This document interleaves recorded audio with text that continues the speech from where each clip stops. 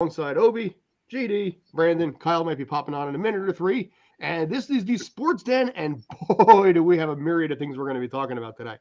We're going to be talking about bracketology, making the predictions for the NCAA, what to expect with March Madness. We'll be talking a little World Baseball Classic. Congratulations to my folks over in Australia down there. You guys went 3-1.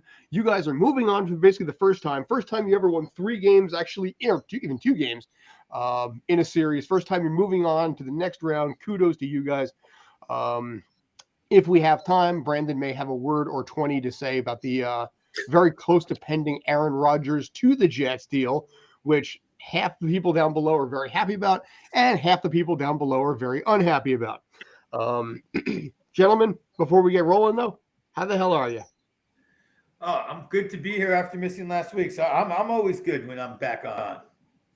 Nice. It's March Madness, the most wonderful time of the year. And the time that for the second year in a row, a diva quarterback is stealing headline space. Because this is the same week Brady unretired last year. My stomach is in knots. I'm waiting for this massive shoe to fall on my head. And that's really it. That's where my focus is. But there's tons more to talk about. Yeah. So we'll go with due course in this case. Like I said, we're going to be talking a little NCAA in this case. Start that off, get that rolling. I'm going to let you guys open up on this because this is more your stronger suit than my own. But give me some thoughts. Right now, basically, we're still working out the brackets a little bit. There's a lot of changes that still need to be done. But way too early picks. What are you thinking, guys? I think Houston's the best team. They're number 1 seed for a reason. I don't think they have a particularly tough road to the Final Four as well, compared to some of the other number ones, especially Purdue, which we know faces the always tough Duke. So I think Houston gets past Miami. They're going to go and take this. So I'm putting my. You'll see when we fill out our brackets, Houston will be my team to win this thing. Great Britain is winning. Yay, Great Britain. Sorry, anyway. It's a wide open field. I mean, there really hasn't been a clear-cut number 1 team all season because anytime a team got to number 1 in the polls, they would lose, and then another team would get it. And that cycle repeated the whole season. Houston was close to that, but they didn't even get the number 1 overall seed in the tournament, which was a bit of it, which I personally feel Kansas deserved the number 1 overall seed, but that's beside the point. I will say that this is probably the best chance that we've seen since the Florida teams of late 2000, 2006, and 2007 that has a chance to repeat. Kansas has a legitimate shot here, I think. As far as picks, I kind of prefer to go region by region. But I also think Marquette is going to make a Final Four run. With how they've dominated they won the Big East regular season, and they just dominated Xavier in the Big East championship game on Saturday, and they played well that whole tournament. They had a bit of a scare against St. John's in the quarterfinals, but once they got the rust off and a really competitive game against UConn, those are the kinds of games that either will launch a team to a Final Four run. Sometimes it burns them out, but Marquette didn't really look tired at all. Xavier, on the other hand, they did. I think they might have a quick exit. So I'll say, I've been so busy today with my 9-to-5 job. I barely even had a chance to look at the whole bracket yet. I know, ironic coming from me, the college basketball savant, but it's just been that busy. But looking at this at first, I say Marquette in Final Four, easy. I think so, especially with what happened just over the weekend with the Big East tournament. And obviously that ties into what Kyle had to say down below. Marquette fans are fired up right now. The team's won 9 straight. So there's a lot to be jonesed about with that team. The Big East tournament is a grind. So it does it's a very tough league. They kind of beat each other up. So I'm just remembering Kemba Walker taking UConn through the Big East tournament when they need to win the tournament to get a bid, and then through the through everything. So sometimes, so it like is we possible. said, those tournaments are absolutely the kickoff. Yeah, I also have Marquette going to the Final Four. I have Houston there as well. I have Alabama. Alabama is so funny to me because we look at that and we see Alabama number one in basketball. Like that's very we're not used You to think that. football with Alabama? Yeah, I mean, so in terms of tournament experience, they have probably the least out of almost all of the teams in the field when you really think about it. But they are a great team regardless of that. And I think that bracket is on the easier spectrum than the harder spectrum. I don't see too many real hitters in that region as opposed to the other ones. So I have Marquette, Alabama on that side, and then I have Houston and UConn on the other side with UConn beating Marquette in the championship. I like the way those teams are set up. I think Marquette looking because I was just doing my bracket as we were kind of waiting for the show and I started earlier today. Looking at it just into in an Elite Eight position, Marquette might have the easiest path. Yes. So I really feel confident with them. And then getting into that Final Four game against Alabama, I think that'll be a dogfight, low scoring game, very physical. But it could be an experience thing versus a non-experience thing, or just whether it be on the court and actual play. But I do think Marquette beats Alabama. But I don't know. I like UConn this season. There's the whole thing where it's like, what's the metric where it's like these 6 or 7 teams have won, where if they fall into a certain criteria of stats, they are like the most probable to win the championship. And it's always like 6 or 7 teams every season. And UConn falls into that, and you could take that for what it is. I mean, some people care about that, some people don't. You're talking about the net I do ranking? think it's somewhat. Yes, yeah. I think that's somewhat interesting. So I like UConn to go all the way. But like you said, with Kansas in that bracket as well, they'd have to advance and beat Kansas personally to advance even to that point. And that'll be tough. But I think they'll be able to do it. But that's, like you said, Kansas, I think they do have. I mean, I don't have them in the Final Four, but like I do agree with going back-to-back champs since those Florida teams. I think they do have a good chance. But like I said, it's very, like you said, also very wide open. I think we're going to be in for a very entertaining tournament, like we usually are, with a lot of, I wouldn't say a lot of, but some unusual upsets that we don't maybe as upset that we kind of maybe a lot of people predicted. But I just think it's going to be a great tournament. And like I said, I got UConn over Marquette. I think that Marquette is. Yeah, I think Marquette, Purdue, Duke. I mean, I think that East is the most likely to bust your bracket right now. I think that in a season of parity, the East is the most parity-driven region there is. I mean, look, a lot of times when I'm doing this, I get to 2 teams I don't know. My go-to used to be take the best coach, right? But Coach K ain't there anymore, so I don't know what's going on. And this is when Shaka Smart is gonna. He didn't do what we expected him to do at Texas, but he's doing it at Marquette. So Shaka Smart is going to be that next great coach. He's a guy who knows how to coach full. He's been in the Final Four before. Been in the Final Four and knows how to coach 3 and 4 year students. So that's what more of this coaching is like now. My question about Alabama is simply this. Maybe they get out of the first round, but in the second round, when you start talking about storylines, the Miller storyline is going to be absolutely enormous. Right now, you still have who they've been playing, and then they get 1 day to sleep on that, and then the winner of Maryland, Virginia. But if you're talking are they playing Virginia? When you get to that Sweet 16 and Elite Eight, that media attention on the Miller story is going to be enormous. I think it's going to be bigger than any other story other than whoever the lowest seed coming out is. It's going to be that story. The Cinderella and Miller is where the national media is going to be focused. And how is Alabama going to handle that is going to be. They've handled it very poorly so far. They've handled it very poorly so far, and that's with it being primarily Alabama friendly coverage, SEC friendly coverage. When you have guys from the ACC or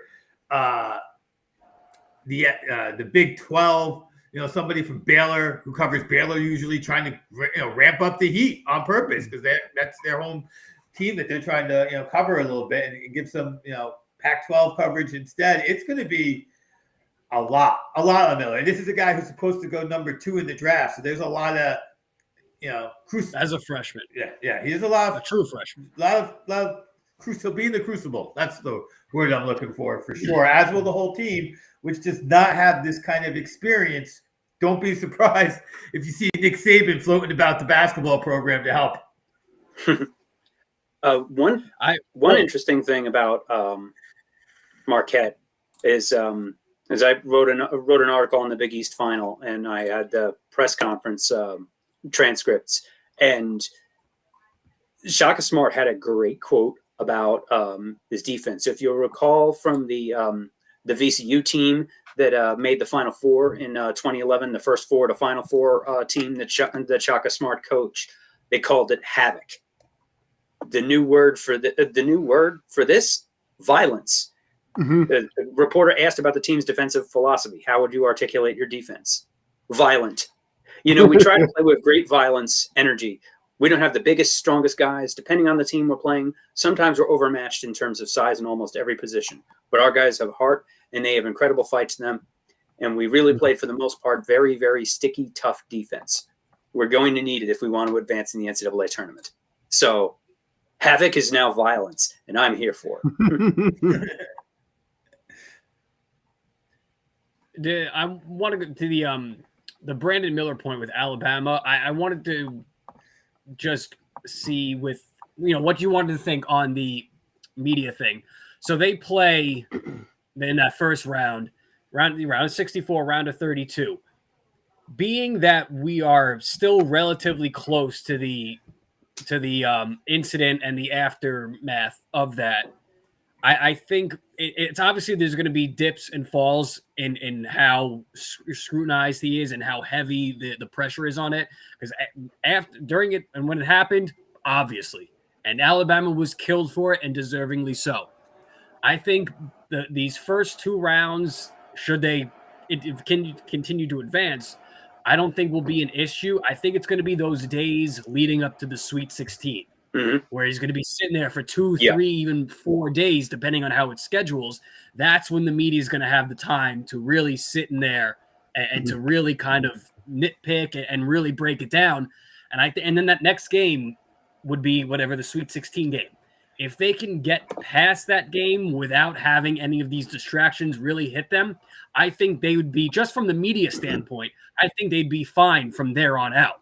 Because they're not going to keep beating the dead horse the whole tournament. There's no reason to.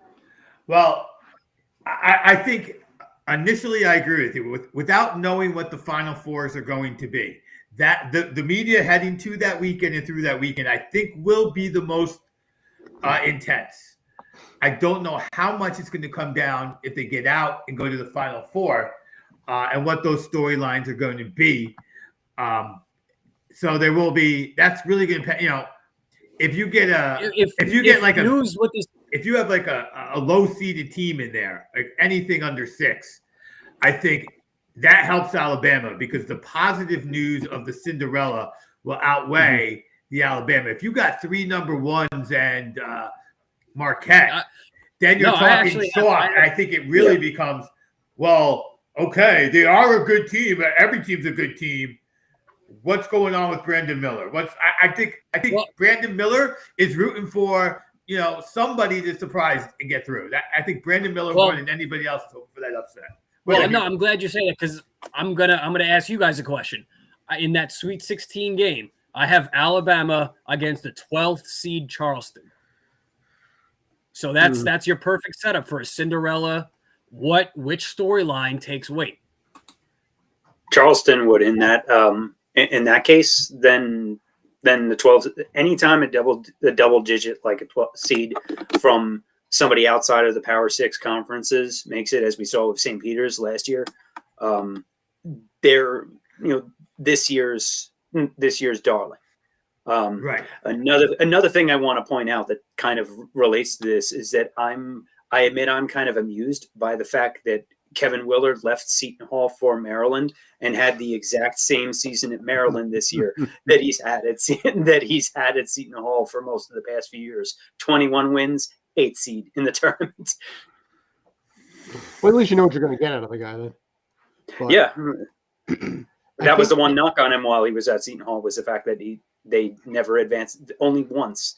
They won one game in the tournament throughout his whole tenure. Well, I don't even have that. I have them losing to West Virginia. I was going to say, it could go either way. That's usually how it could. 8-9 games of coin flips. In Brandon's scenario with Charleston, in this case, if they are able to beat Alabama in a situation like that, it's, I think, in some ways a double media darling because of obviously the bad PR that Alabama's been taking. Good over evil. It's just exactly. It's not just the Cinderella feel of the underdog beating the higher seed team. It's also everything that the bad PR and the possible bad blood that may exist and the hostility towards Alabama as a whole right now. And also, it's been compounded. They're not the most beloved university, regardless. It's also been compounded by how bad they've handled the media attention since then. Mm-hmm. Every time Nate Oates opens his mouth, he says something about it. He sounds even worse. The chancellor, the president of the University of Alabama, has pretty much been hiding under his desk ever since this incident happened, and they, for something like Miller's teamates were miming giving him a pat down before during pregame warmups. One game, making light of it. Yeah, they were doing that. They were doing that all along. Yeah, I mean, accessory to murder or not, allegations. Yeah, but that's a disciplinary. That's a disciplinary issue that clearly they are not. Yeah. Right. No, they're not. Right. That they don't have over there as a coaching staff. Yeah, it's and so I mean again, and then if even if they do beat a Charleston but have all that good versus evil, then you get Scott Drew and Baylor. Let's say they come out as opposed to Arizona, and now you've just had this. I mean, look, I don't know how it's going to go. It's going to be a lot of media frenzy versus maybe Scott Drew, who's been there, done it. 3-time Big 12 Coach of the Year, and like I said, I think it's what they always say on the court. It's about your guards, but I do think a lot of it is also about your coaching. And so you got a coach like Scott Drew, who's kind of been there, done that more than some of these other coaches in the tournament now that people are retiring and getting old and leaving. So that could be another tough. Look, I think Alabama's going to be. And look, we're talking about Alabama this much. I think everyone's going to talk about Alabama a lot, and that's the thing. But I don't know if we would be as much if it weren't for the situation, regardless of whatever seed they are. Exactly. And so I think that's what I mean. This situation puts an extra light on them that may affect them. I don't know. So that's just, and in the tournament with so much parity, we're not talking about the women's side. Like if this was somebody on South Carolina, I'd still be like, so let the media come. This South Carolina team looks like the old UConn teams right now. Good luck beating them. But we're talking about a team that, like we said, how many teams were number one this year? We had the number one team lose to a team that didn't make it into the tournament. Purdue is the number one seed. They lost to Rutgers.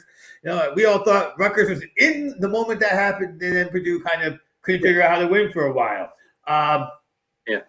So there's a lot of ifs and ands and buts here on who is and who isn't good. So what is going to tip the scale when you're picking your brackets with Alabama is definitely a real question. So, I mean, I feel like, again, the East is the most up for grabs. I think the South next, I'm very confident in Houston. And then the West, Kansas, maybe UConn it feels a little more. UCLA is still tough. Yeah. UCLA is going to be a factor. Yeah, I mean, obviously these schools are good. It just feels like there's more in the East and the South. I just don't know what to make of Alabama when the pressure really turns on. There's also Virginia in that bracket as well. So you have both Virginia and Baylor in that same region.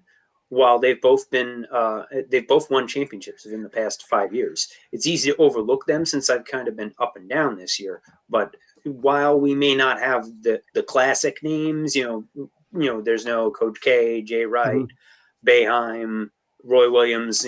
Those guys are all gone. But you do still have Scott Drew and Tony Bennett.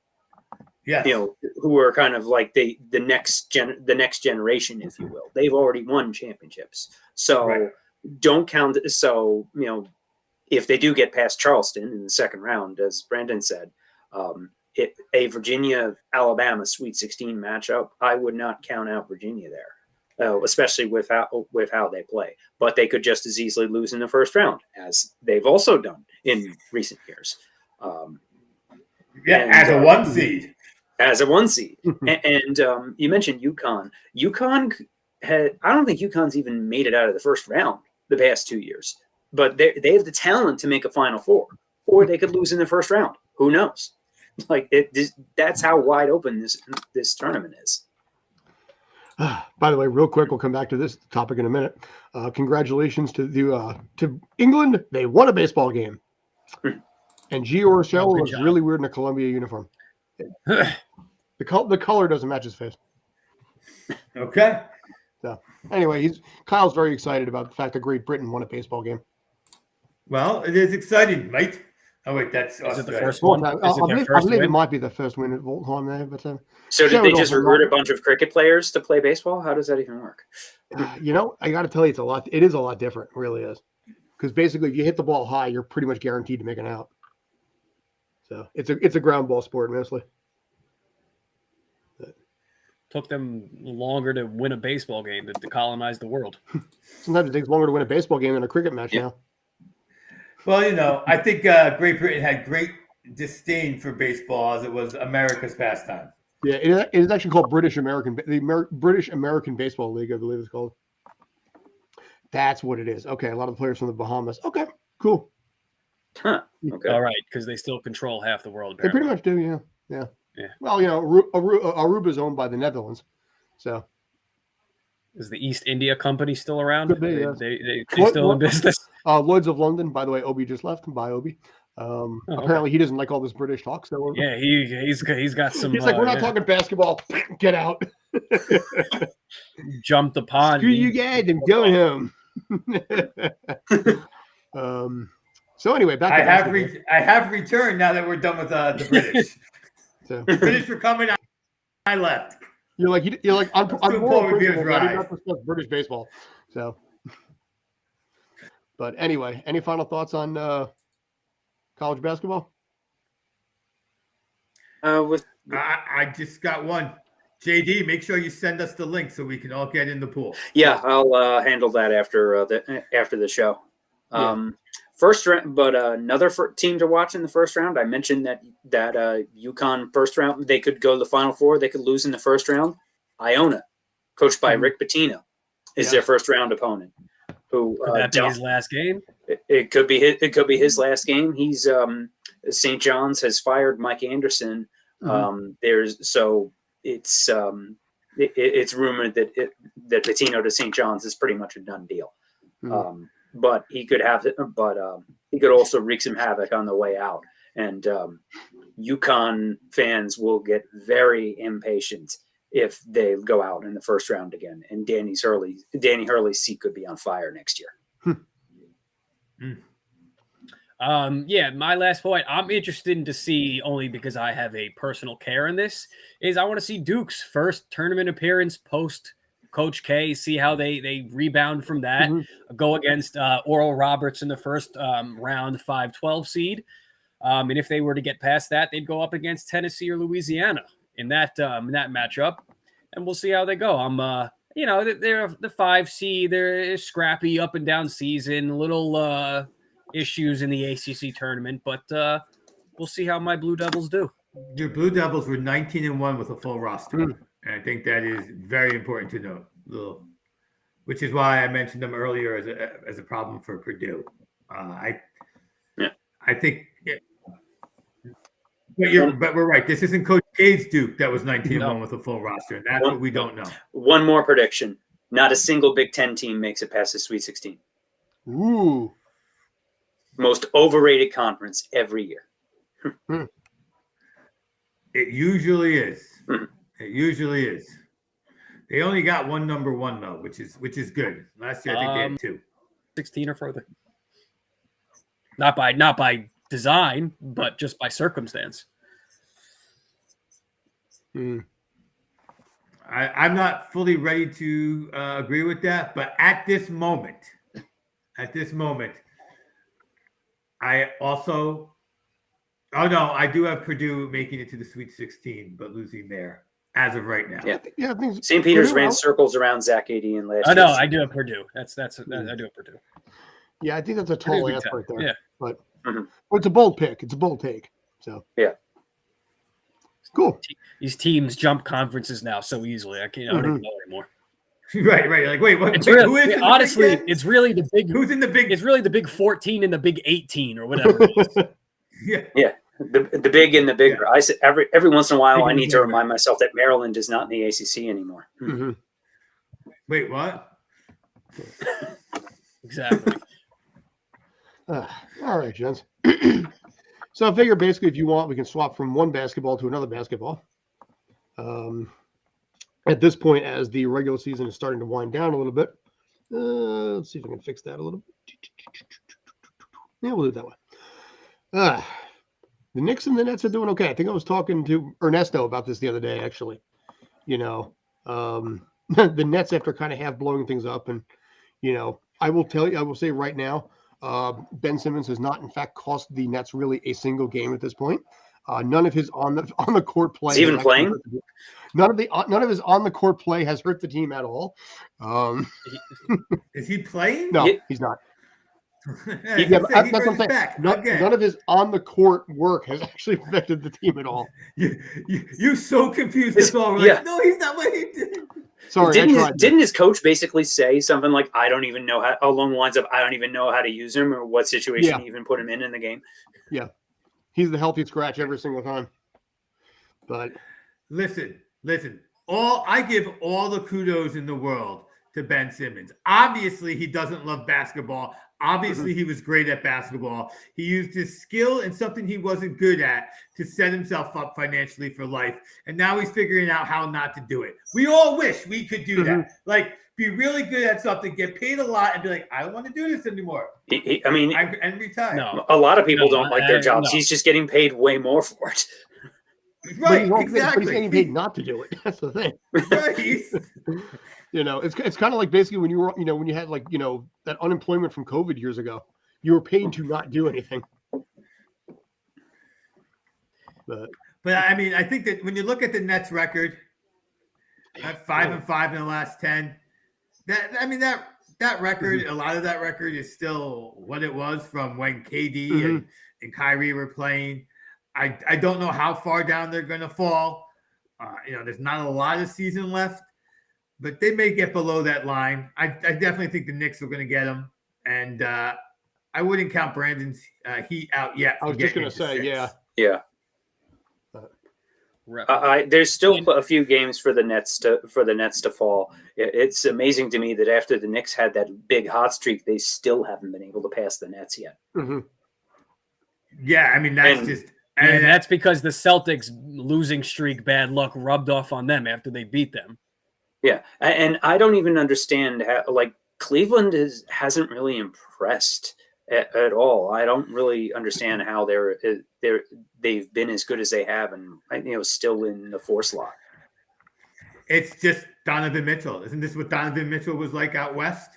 You're just like, what's going on? This team, but this is Donovan Mitchell, and all kudos to him. He's a 45 to 50 win player. That's what he is. But he just this Cavs team though, they pretty much do the exact same thing. You have your Donovan Mitchell, and then you have your Rudy Gobert or your big fella, and that's it. And you got your Jarrett Allen and your Evan Mobley. Now, obviously, Jarrett Allen and Evan Mobley are way better than Rudy Gobert. I don't care about blocks, nothing. Rudy Gobert is not great. But this is literally his Utah Jazz, but in this year's East. They are this. It's the same exact blueprint. It's the same kind of layout of a team. They play the exact same way. A similar record, similar seeds. I mean, Utah was always in that 4, 5, 6 seed. It maybe get out of the first round. This year, though, I think whether it be the Nets or the Knicks, or if my Heat can maybe sneak up to the 5, I think kind of. I don't want to say they can be had, but they can be. Yeah. You expect a good 4-5 series this year, and you feel like there's a gap between. It feels to me like 1 and 2 or 1 and 2. The Sixers are solidly 3, and then everybody else is everybody else. That's how it feels to me. So the Sixers, can they get lucky? I doubt it, especially with Boston. Boston's just a thorn in Philadelphia's side in basketball, has been since before any of us were born. Yep. And it is what it is, but in that way. But I'd love to see the Knicks get up to 5, and really the kind of excitement that could bring to New York City, and in some ways to the NBA, to have the Knicks win the playoff series would be quite exciting. Yeah. We saw a little preview of that with the Knicks-Hawks series, where Trae Young for 2 weeks became public enemy number 1 at the Garden. Yeah. So we did. If the Knicks actually get it together and can make a playoff run, they will. When the Knicks are a solid playoff team and are making a run in the playoffs, which they haven't much for the past 20 years, that place is jumping. We saw it a little bit with the Trae Young stuff, but Vinsanity.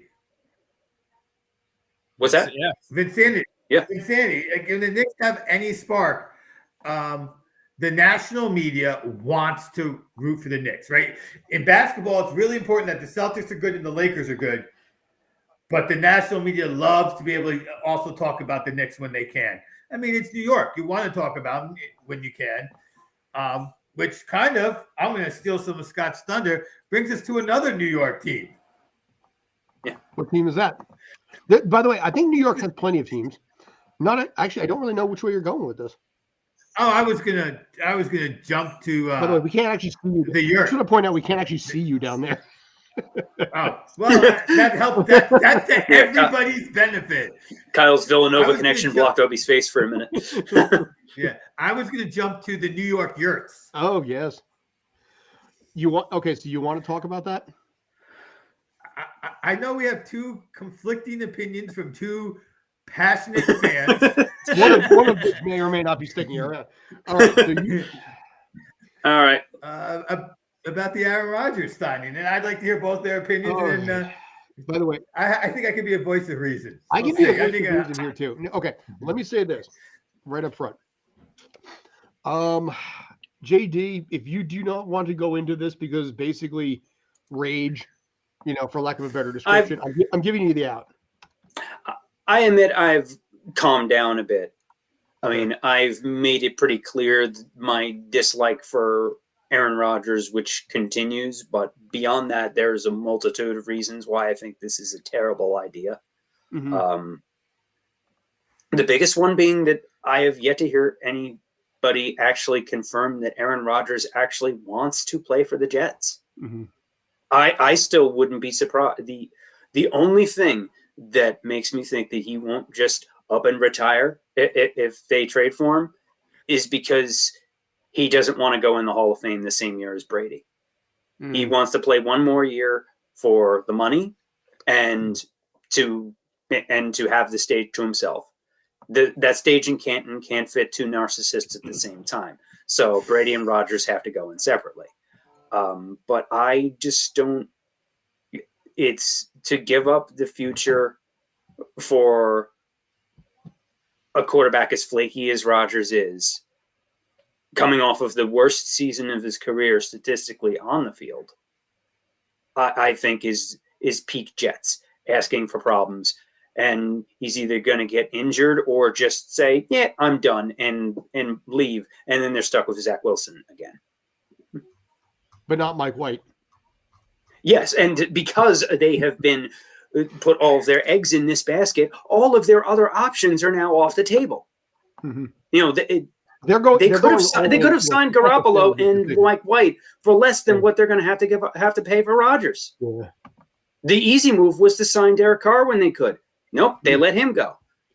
Everything, and now even Sam Darnold is now with the Niners. I wanted to bring back my boy Sam and give him a chance with some real coaching.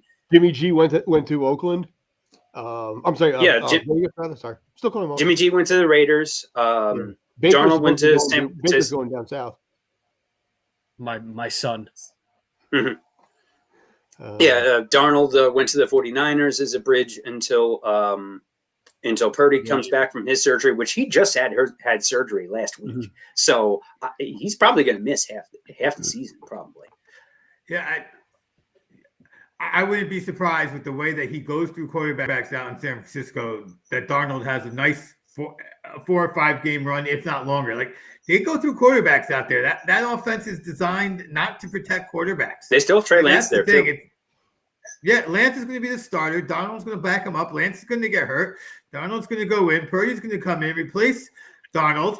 Purdy's going to get hurt. And Darnold's going to – and one of those guys on half a leg is going to get him into the playoffs, and they'll lose in the NFC Championship game. I mean, that's what it feels like to me. That's what San Francisco's system is usually, yeah.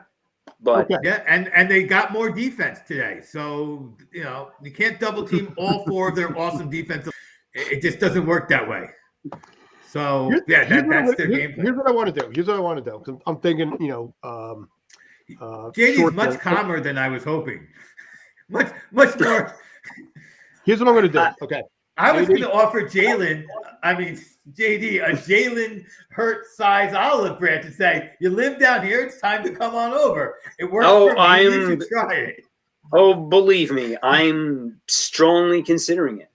Because for mental health reasons, if nothing else, because being a Jets fan just provides nothing but pain, especially when you see the stupidity coming from a mile away, and they still do it. And how this is now the 3rd time that Woody Johnson, one of the dumbest owners in professional sports, has gone rogue because the Giants did well.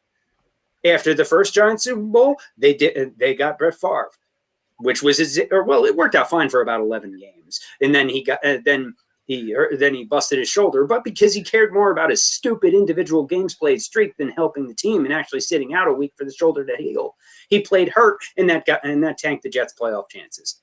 4 years later, they bring in Tim Tebow after the Giants win a 2nd Super Bowl. Now the Giants win their first Super Bowl, their first playoff game since Super Bowl 46 over a team that everybody knew was frauds, and that one game somehow got Daniel Jones $40 million a year, but be that as it may. So Woody's going rogue again, and they have put all of their eggs in the Rodgers basket, which is asking for problems. And successful or not, look at what happened with the Colts the past few years, having to get a new quarterback every year because it just doesn't, the veteran that they pick up doesn't work out. It's a cycle of quarterback hell that the Jets are diving into head first. They brought this on themselves because they are incapable of drafting and developing a quarterback, having Adam Gase Sam Darnold into oblivion, and Zach Wilson being even worse than any of us anticipated. I said from the moment he was drafted he would be terrible. I didn't expect him to be Jamarcus Russell bad, but right now, the Jets are setting themselves up for disaster and wasting a talented defense, and through injury, ineffectiveness, some found enlightenment in a yurt in the middle of training camp, and Aaron Rodgers is just going to bail or get hurt, and then they're stuck with Wilson again.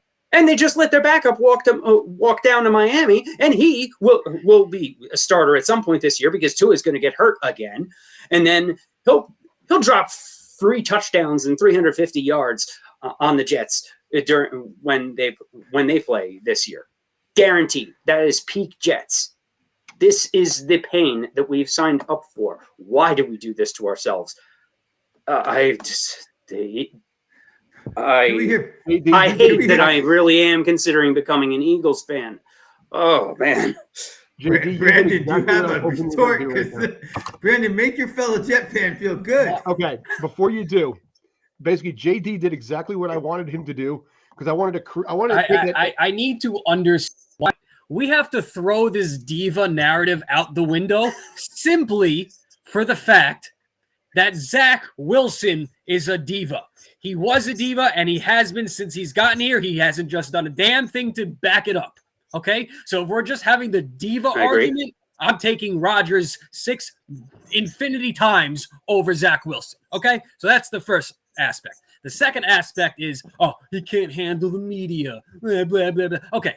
It's Aaron Rodgers, and I've said this before on this show. If there is one player in the NFL that gets the LeBron level of coverage and criticism and eyes on him, it is Aaron Rodgers. So it doesn't matter. He is in Green Bay. Literally, if you throw a football out of the stadium, you're going to hit somebody's house. They are such a small market there, and he is still under one of the biggest microscopes the NFL has ever seen. So having him come to New York or any mid-level to large, it doesn't matter. He's going to be just fine. And we sit there, it would be too tough for him. Like, he will, whether it's right or wrong, he will control narratives. He will flip it. And again, right or wrong doesn't matter. But to sit here and say he'll crumble under the media because Francesa and all the Beningo and all these, these guys have something, it doesn't, no. That's not how he's going to be just fine. Okay? And then to get rid of, we want to mortgage the future. There's just some I get it, but they are just some they're not asking for 4 or 5 first rounders and 2 second rounders in these next 3-4 years. It is not going to be that much.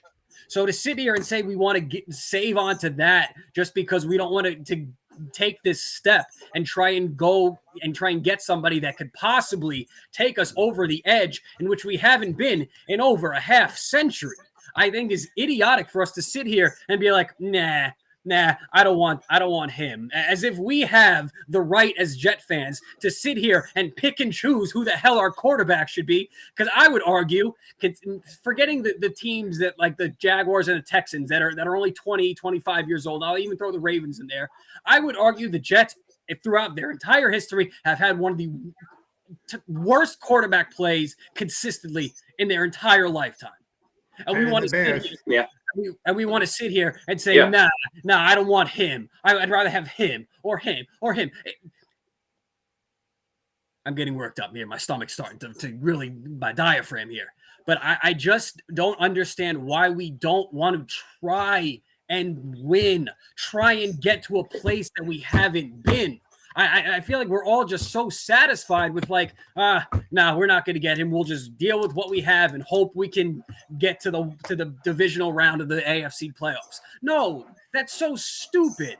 Like we have one of the most talented Jets rosters we've ever had. And it is not every day that you can get a quarterback of this caliber. I don't care what type of season he had last year. He lost his best receiver. He just came off 2 MVPs. And look at and it's just. And he's 40 years old.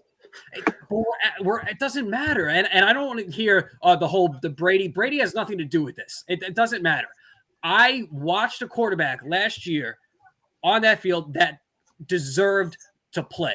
And there are so many Jets fans and football fans that sit here and say that he didn't even acting like he didn't deserve to be on the field last year. He was so terrible. They weren't. Have they have 1 or 2 more games go differently? If they beat the Lions, they're in. If they're in the playoffs. My voice is cracking. I'm so emotional over this. I just think this is so idiotic for us to not want to go after something. We have such a history of trash quarterback play. And we don't get these chances to get these guys. We have to do it. And the Brady retirement thing, that's a real thing. He is not retiring. And we could say, oh, he's just playing for the money.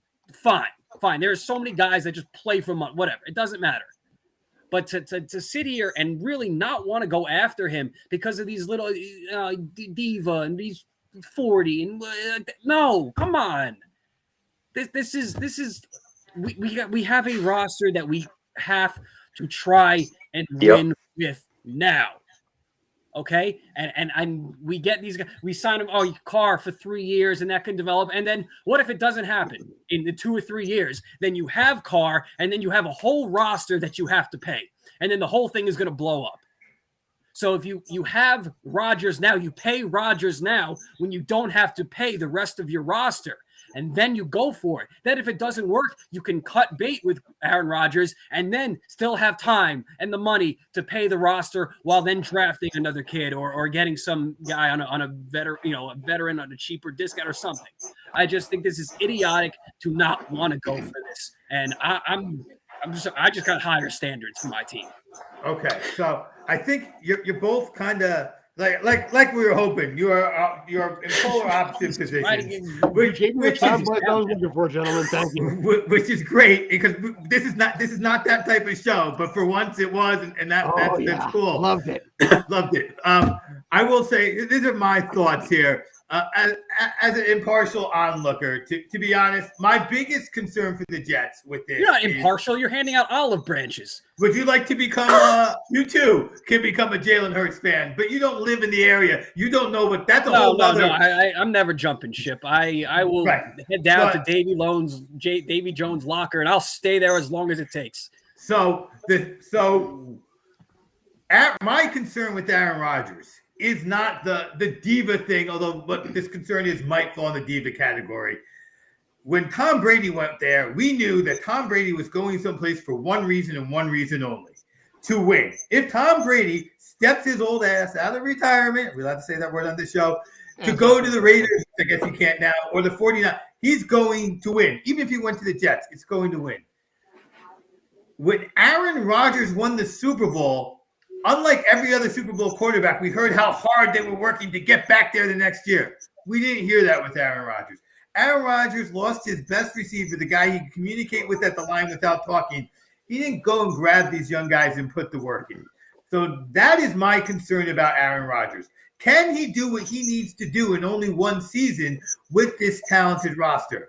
Because although I'm not concerned about his handling of the New York media for one season, I agree with that point 100%. This is the most scrutinized player in the NFL, including Tom Brady. This guy can handle NFL spotlight that he can do. Tom Brady didn't even have a quarter of the criticism that Rodgers had, unless it was a situation like a Deflategate or something like that. Right. But that, well, we know that doesn't count, apparently.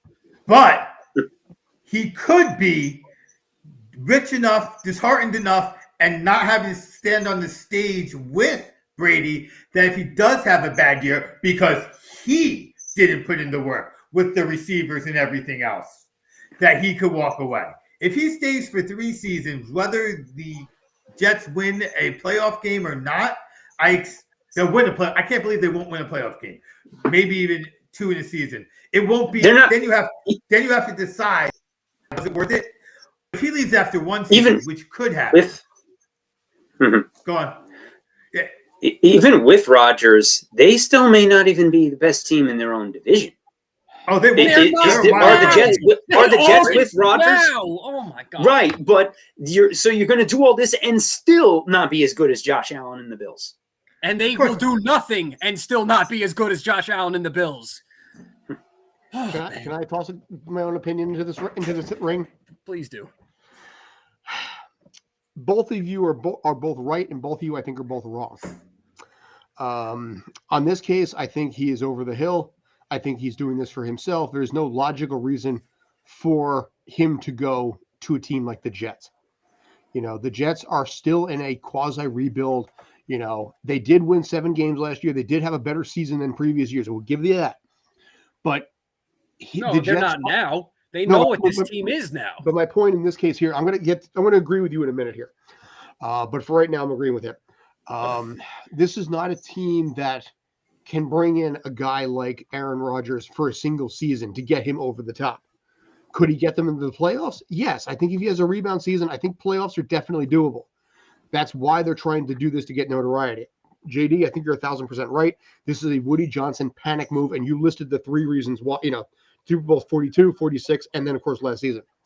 However, having said that, I think in this case here, he's worth a flyer. It's not like you're mortgaging the massive amount of the future here. You're not giving up, right. first-round picks next year and the year after that. You're giving up picks that might be decent, but not over the top. But you're getting a guy who has the potential to get you back into the playoffs. Are the Jets playing catch up right now to the Giants? Are the Jets being that jealous little brother, to the Giants? Yes. Their entire existence they have been. It's funny. I see shades of what remember the Mets in the early 2000s. Whenever the Yankees would add somebody, the Mets would be like, "Oh yeah, we got this. Oh, look at us!" Because it was all this battle for the back pages. Same kind of thing. But at the same time, if you have an Aaron Rodgers that's available, screw it, go for it. Take a flyer. If nothing else, if it fails epically, at least it's better sometimes to know that you tried than versus basically always wondering what would have happened if you did. I will say this: it is more palatable if they do pull this trade off and manage to only give up a second round pick or something. I believe Sammy said in the group chat recently that the Favre trade, I think, was a second round pick that would have been a first if they won the Super Bowl. Or was a third conditional to a 2 or a 1, depending on playoff or Super Bowl results. If they get that, then okay.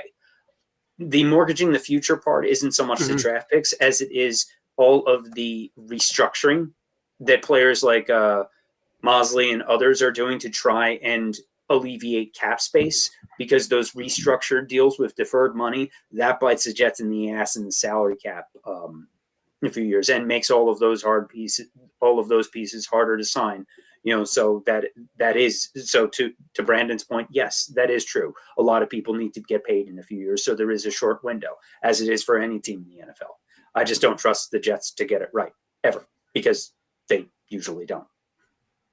I also don't see Aaron Rodgers as being the mentorship type. It's not like he never was. And I think a lot of that's going to hurt the future. That will hurt the future a little bit there, because he's not the type to teach an offensive line what to do. He's not the type to teach and mentor. He's too self-involved. Yeah, go. Yeah, but that was to my point earlier. I mean, I don't know if that's diva or not diva when we say diva. That is Aaron Rodgers' absolute positive weakness. I do quarterback, and I do me at quarterback. That's what I do. I do it very well, but that's what I do. That is who you are getting to play quarterback. That's also probably why 2 Super Bowl appearances and 1 win, and many disappointing losses in NFC Championship games. There's probably some tie in there for sure. So the rest of the coaching staff is going to have to coach. You're going to have to coach up your line, teach your center to make calls. And my biggest concern with him is Wilson, who we all think is going to be a phenomenal NFL receiver. Will he get to where he needs to get to as quickly as he needs to get to keep Aaron Rodgers around for a season or 2 or 3? Like, the goal, I think, is 3 years with this. You get 3 years out of this, and then whatever the mess is they're only getting 1. Yep, if you only get 1, then that's where it becomes a problem. Because I don't see him doing 2 years. I see we get 1 year from, and then he goes to Minnesota for 2, right? Yeah, you're right. Yeah, that's the other thing about all of this is that Aaron Rodgers has been in the shadow of Brett Favre his whole career. So why does he want to do the exact same thing? Because Aaron Rodgers is the exact type of guy to say, "I'm going to do what you did, but actually do it." He could do. It can go. He didn't do the retire unretire as much though. I mean, hell, he's had the will you won't he stuff for the past 2 years. This is SportsCenter did commercials on that. It's like I had that thought earlier today, is if maybe he pulls a Michael Jordan and retires for a year, maybe possibly a year and a half. Some team has a quarterback that goes down. Oh, Aaron Rodgers or something. So that's, I don't know. That was receiving yards, the worst QB. Yeah. The Jets had the offensive and defensive rookies of the year this past year with Sauce Gardner and Garrett Wilson. So Brandon is right. There is talent on this team. And I don't know the exact number, but there's a stat for, I think it's either passer rating or completion or something where with quarterbacks with a minimum of 175 pass attempts over last season. Mm-hmm. Out of 30, I think there was 34 or 35 quarterbacks listed. The bottom 3 were all the Jets quarterbacks. It was Flacco, Mike White, and Zach Wilson. So I want Jets fans to look at that stat. Go find it, look at it, and then tell me that Aaron Rodgers, you wouldn't take a flyer on that. You know what? Let me add, Brandon, I would agree. That's 175. That's a lot of pass attempts. And to have the 3 worst quarterbacks, including backups, is with that roster and to win 7 games.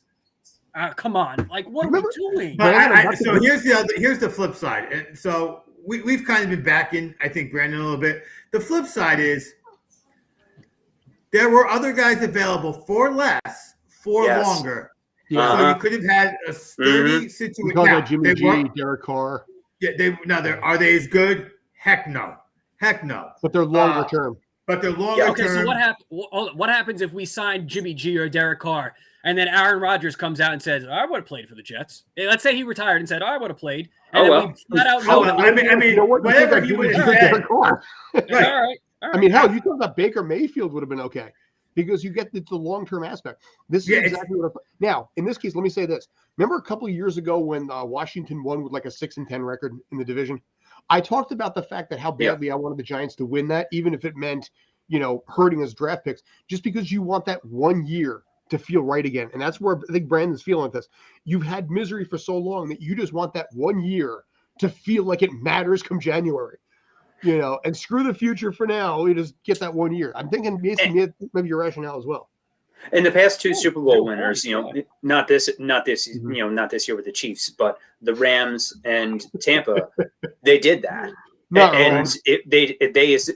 The Rams traded away every first round pick for the next 5 years. It seeming like, but it worked for them. And they are paying for it in the future, but they got the ring. So yes, I get that. Moves. It's good if it works. They made moves offensively, defensively, both through trade and free agency. We don't necessarily have to. Sure, there's no harm in improving, different positions throughout your team, but you don't have to do what the Rams did. You don't have to bring in players from 4 different teams and someone off waiver. You have the team. Get the damn quarterback. Another issue here is that because of this, there's now 2 teams, the Packers and the Jets, that cannot make any other free agency moves until Rodgers decides what the heck he wants to do. Supposedly there's some kind of clause in his contract where if it isn't made official until this weekend, that's supposedly what the holdup might be now. That's why they're waiting a few more days for it to become official, which I believe nothing until it's actually official. But we wait a few more days. You've already seen today just the number of free agents that have signed elsewhere. So the Jets are in a holding pattern because they don't know how much cap space they have to spend on other players and other needs. They still have a garbage offensive line that any quarterback is going to be playing behind. And Brandon, I think to your point, if the Jets had signed, say, Jimmy G or Baker or Derek Carr, or we'll call if you want by your level. No, I was okay. I'll keep Derek Carr. Keep Derek Carr as I want everybody else. If the Jets had signed Derek Carr and then Aaron Rodgers came out and said, "Oh, I would have played for you guys," I think by and large Jet Nation would be like, "Okay, but we still got Derek Carr." Right. I think they would have been okay with the fact that they missed out on Aaron Rodgers because you still had an upgrade over Zach Wilson. And with somebody who's had success in the past, okay, you didn't get the top prize, but you know what? You walk away with something pretty damn awesome in the same way. And I think Jets fans in general would have been okay with that. Even you would have been okay with that. But also, that's assuming that the car is going to be as a home run, which of course is as much as a guarantee as Rodgers is. So then, it's a shot in the dark either way. I'm just going for the bigger promise, bigger risk, bigger reward. That's me. Are you trolling here? Dwayne Brown is 38 years old, and Becton may never play again.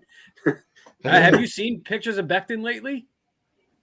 Ooh, comeback player of the year right there. Watch. I just see him getting hurt He's again in looking training slim. camp. He's looking good. All right, you know what? Let me ask both of you guys this question. Very simple question here. Aaron Rodgers to the Jets next season. What is their record? JD, you first.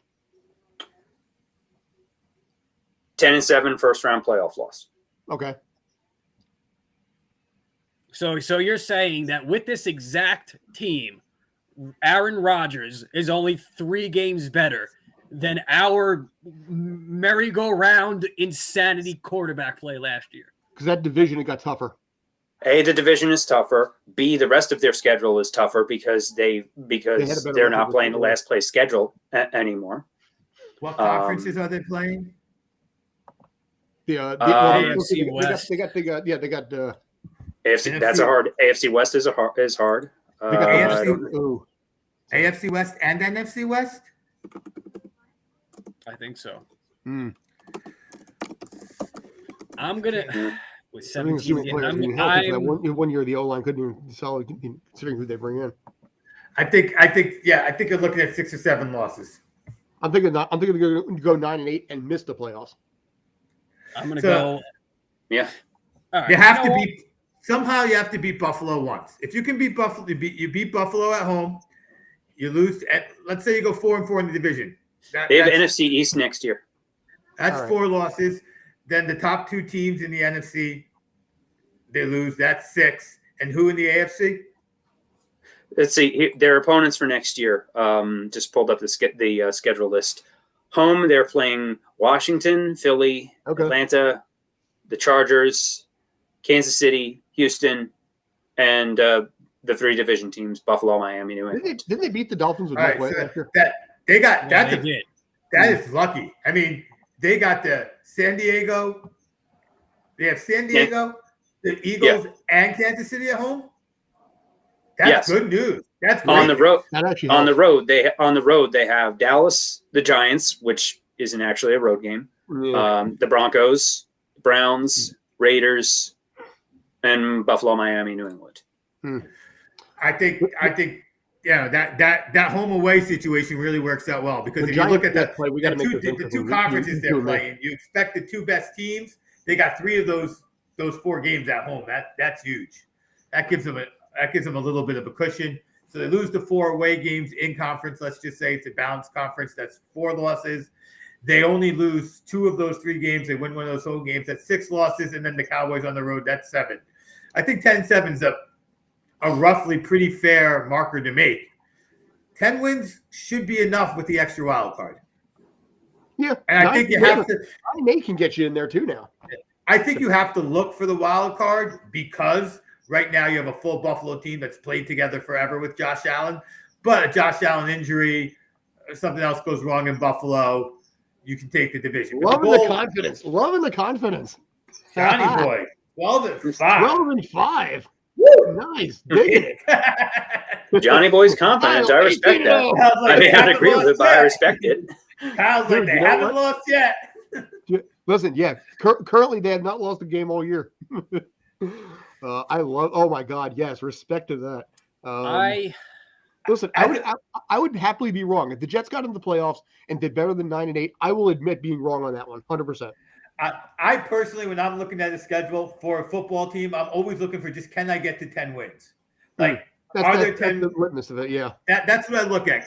Well, no, back that up. No, actually, 7 losses because the Giants made it in last year. In last 2 years, there's been a team that's made it in with 9-7-1 because it was the Giants last year and the Steelers before that. So it's really 7 losses more than 10 wins. Right, you're right, and that's how I just counted it. I think the Jets with Aaron Rodgers are a playoff team. But I'm also not saying that the Jets with the thing is, I'm not sure that they weren't a playoff team with Carr. Right. But the difference is Aaron Rodgers, when he's in the playoffs, unlike those other guys, can pick up your team and carry him for 3 or 4 games straight if he's in the mood. And if he's playing the Cowboys, because if he's playing the Cowboys, I guarantee he wins. And that's his bread and butter move in the playoff is beating the Cowboys. Yeah, and also Nathaniel Hackett. This is all recorded and saved. Oh yeah, you can Feel free to come back and yell at us if we're wrong. I also have zero faith in Nathaniel Hackett. He's had his best coaching results because of Aaron Rodgers, but I think he's just like Adam Gase, where he's only good and only has a job because of a few good years as an offensive coordinator with a future Hall of Fame quarterback, but otherwise he's a fraud. He also has nepotism going for him too. Yeah, he also took the Jaguars and Blake Bortles led offense to the AFC Championship game against the Patriots, but that's fine.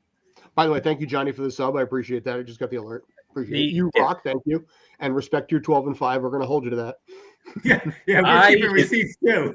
I want to fly high with Johnny Boy too and go 12-5, but I'm going to stick to 11-6. Okay.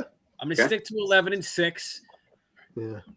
And where do they end up? What is the final result? Well, 11-6 can get you second place. No, I'm saying like playoff standing or where they lose to. You just got to get the playoffs right now. There are so many other. We're not even at the beginning of the preseason yet. There's so many other teams. I want my receipt printed now. Look at the back. Hold on. Oh, this is okay, but this is pending a guarantee. This is actually Rodgers on the Jets. Right. Yes, we are talking Rodgers. Okay. So and Belichick will still beat the Jets twice. 11 so 6. brutal.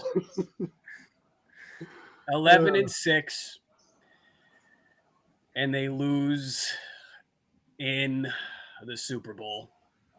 Ooh. Okay. Okay. And who do they lose in the Super Bowl to?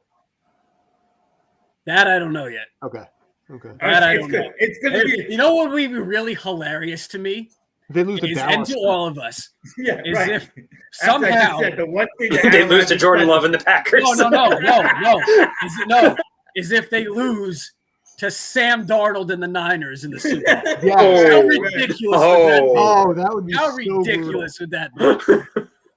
That just depends upon me. Now that's truly a point of view thing, right? For the Jets fans, it's Sam Darnold, and for the Packers fans, it's Jordan Love, and for the Cowboy fans, it's like we finally beat them. It's the Cowboys, and every other fan is just like I want to win. You guys said they lose in the playoffs to the Dolphins and Mike White, though. I think if they get swept, they'll get swept by the Dolphins in the regular season by Mike White. That Dolphins team truly goes where Tua goes. I mean, we saw that the connection between coach and that's a strong coach quarterback connection there. As soon as it got severed, we saw what happened to that team. Like that is really coach and quarterback on the same page. Without Tua, Mike White is he's gonna look like he did with the Jets. One great game and then he's a backup for a reason. One great game, and that game will be against the Jets. I have no doubt. Mike White's that game will be against the Jets. Mike White is a poor man's Nick Foles. For exactly the reason that you said, Obi. Yeah. But that's still better than Zach Wilson. You know what? After thinking about it, I'm gonna stick to, regardless of who's under center for San Francisco. The Jets lose to the Niners in the Super Bowl. That's my official pick. All right. With Rodgers. They were the worst team in the league. They got nowhere to go but up. Chicago. I will not believe in San Francisco until I see who's playing quarterback for them in the playoffs. Because that's what's going to matter. When we see what those other teams look like, one of those teams in the playoffs will have a good defense. Not as good as 49ers defense, but a good defense and a strong offense. And will it be a defense that we think is strong enough to stop whatever quarterback schlock is back there? Nah, you know what? I'm done. No. Jets over the Niners. I can't. No. Jets over. That's it. That is my official receipt. Jets over Niners. Whatever you're having. Niners is official. I'll have what he's having. Exactly. Jets over Niners. You have officially become a Cowboys fan because that is what the Cowboys fans say every single year. 17-0. I have never once said the Jets will ever win the Super Bowl. Like playing all Madden against like the worst team on easy mode. That's going to be the Jets this season. No, but that's it. Jets over Niners.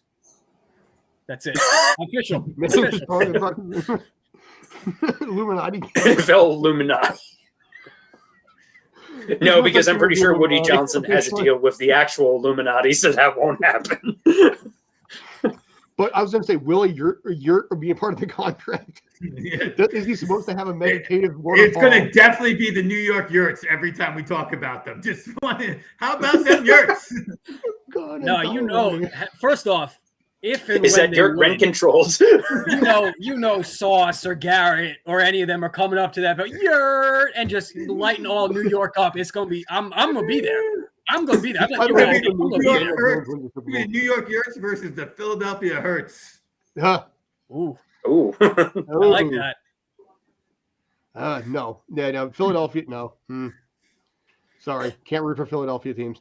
Even basically my broadcasting part, associate down there is actually rooting for the Union. I had a conversation with somebody the other day. I'm sorry, I couldn't root for the Union last year, even though you were covering that team. Well, as we head to the NBA playoffs, I'm completely confident that the Sixers will be losing in the finals because that's what Philadelphia teams do right now. So yes, let them get in on the action and let the Flyers stay in the basement. Yeah. But the Devils, point tie with Carolina for second overall. One game behind. So anyway, we may as well wrap this up at this point. We've been on this for 70 minutes already. Damn. So well, we will come back to this one. Oh my, will we? Especially if nothing else, because I laughed so hard. I laughed harder than when I'm usually drunk. So impressive on that one. Any other final thoughts, guys? Let's go Yurts. So, what do we go? Make it happen. Let's go. By not making the play. Yeah, you know what? Yeah, the Flyers are breaking the championship loss. Yeah. Yeah. Let me get Aaron out of there. Let me get former Jeopardy host Aaron Rodgers out of there. He was terrible. He was so bad with that. Oh my God, it was so brutal. Mayim Bialik is so much better. But all right, gents, we're gonna call it here, I think. Thank you, Brandon. Thank you, Obi. Thank you, JD. You guys were spectacular with the Aaron Rodgers stuff. I had so much fun. Thank you. I really appreciate that. Happier note, I met Bill Raftery at the Big East Big East Award ceremony. Wonderful. He's just as nice a dude in person. There we go. That's my final thought. Oh, all right. I was going to highlight that. your little bobblehead. So, all right. Thanks as always for tuning in, guys. I appreciate it. You guys are awesome. Thank you, JD. Thank you, Obi. Thank you, Brandon. Thank you, Kyle. Thank you.